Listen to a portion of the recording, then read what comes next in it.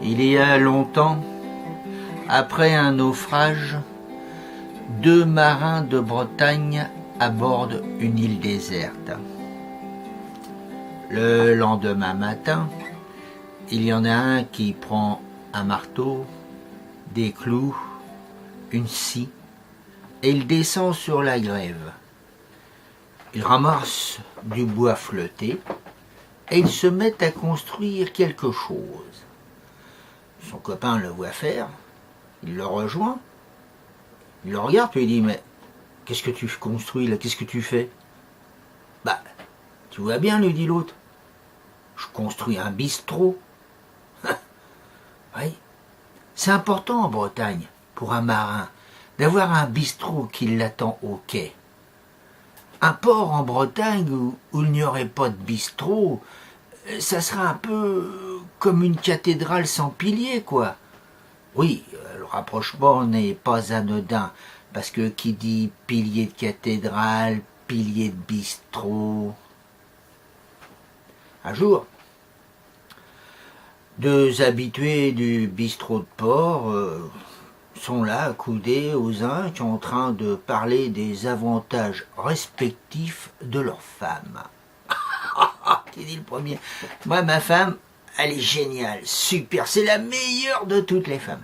Tous les matins où je ne suis pas en mer, elle m'apporte mon café au lit.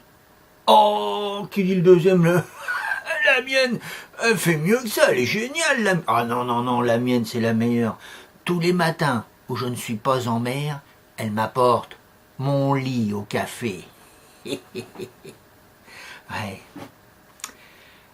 Comment construit-on un village en Bretagne? Oh, bah c'est simple, hein. On choisit l'endroit, on prend le nom d'un saint. Ah bah de toute façon, il n'y a que l'embarras du choix, hein. Il y en a tellement que même le Vatican n'arrive pas à tous les reconnaître. Alors quand tu as l'emplacement, que tu as le nom du saint, eh bien tu construis un bistrot, un deuxième, un troisième, un quatrième. Et au milieu, tu mets l'église.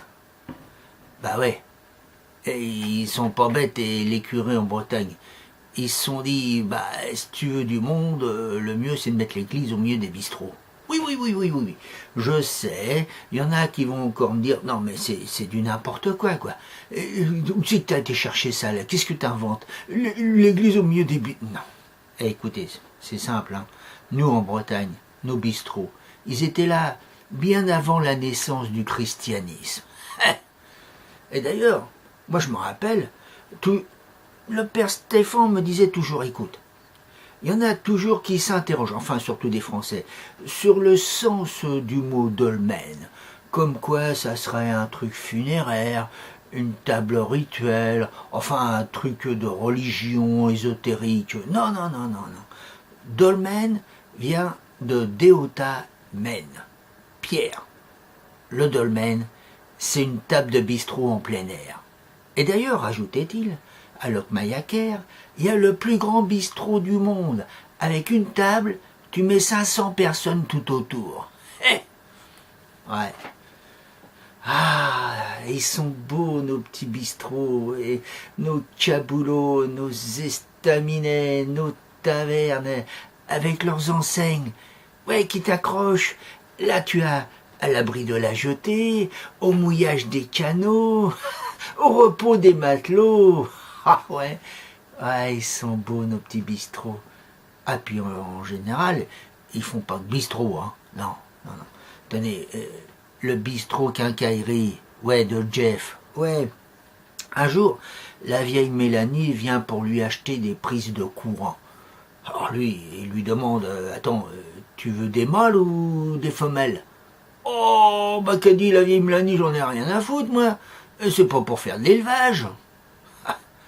Et le bistrot, bistrot épicerie de mademoiselle Anna. Ah, mademoiselle Anna. En plus d'épicerie, il faisait boulangerie, mercerie, tabac, journaux, boucherie-charcuterie, et tout ça sur 6 mètres carrés. Hein. On l'appelait le mammouth local. Et là-bas, au bourg, sur la place du Lieuret, Oui, le bistrot article de pêche de Rara. Un jour, un touriste, enfin sûrement un parigot, vient pour lui acheter des hameçons pour la pêche à la sardine. Le touriste est ressorti avec la combinaison, le masque, le tuba, les palmes et le poignard. Oh, le poignard, dit le touriste, quand même pour la pêche à la sardine. Ah non, lui a dit Rara, mais alors pour les berniques, ça, y a pas mieux. Ah, nos petits bistrots de porc. Ah, ils sont beaux, nos petits bistrots de porc.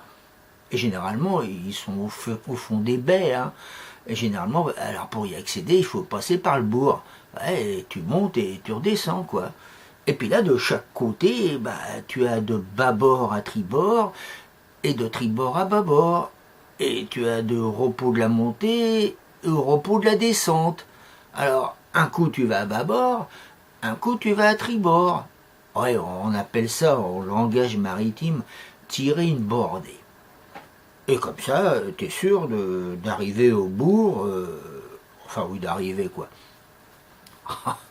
Ouais, nos bistrots de porc, qu'est-ce qu'ils sont râles. Eh mais attendez, hein, les bistrots dont je vous parle, moi, ce sont pas les bistrots d'aujourd'hui, hein. Les bar, schnack, bar, brasserie, kebab, ouais, avec leur siège en sky et table en tech, hein. Non, rendez-vous des blancs-becs et des minettes qui sirotent leur citron pressé avec une paille et toujours l'air de s'emmerder. Non. Moi, les bistrots dont je vous parle, ce sont des bistrots d'hommes. Des bistrots des fédaïnes du Petit Blanc, des catanguais de la dévitalisation, des pêche-mergas de la goule volcanique. Ouais, des bistrots d'hommes, quoi. Des bistrots là où l'équipage vient se faire embaucher, où la patronne avance les sous de la prochaine marée, là où le mousse prend sa première bedazée, là où on parle politique, là où on parle des pêches passées, des pêches à venir, et là où on pousse les tables et on invite la serveuse à danser et à chanter. Destination Océane.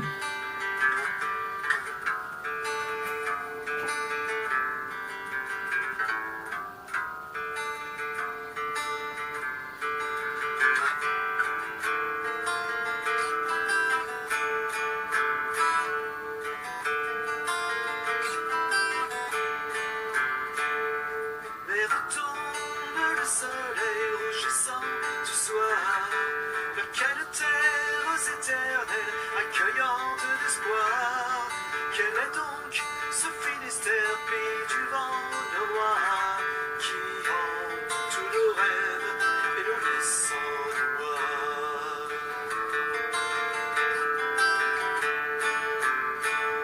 Ce sera toujours plus à l'ouest que l'on trouvera l'Éden pour notre retraite et finir plein de joie, toujours plus près des tempêtes venues de tout là-bas, de ces terres si lointaines, l'horizon bien au-delà.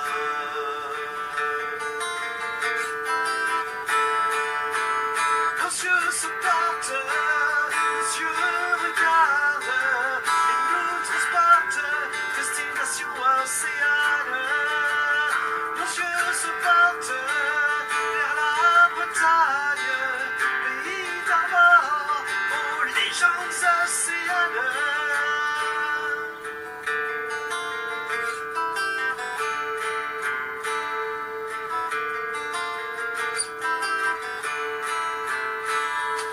Après tant d'années passées, loin de notre idéal, peu à peu, cette pensée dans nos têtes s'installe.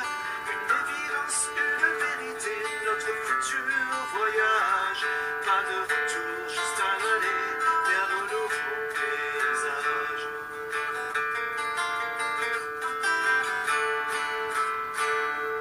Alors nos cœurs ont dérivé, traversant les campagnes, toujours fidèles à cette idée, savoir tourner une page.